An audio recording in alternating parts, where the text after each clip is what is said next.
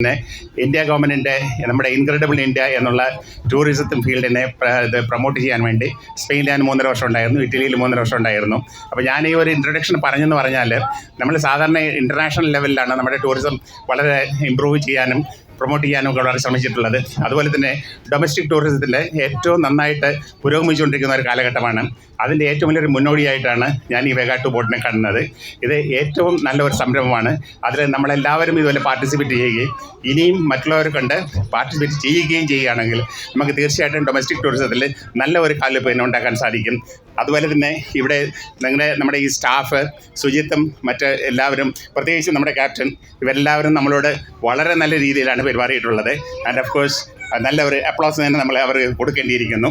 So really they have done wonderful.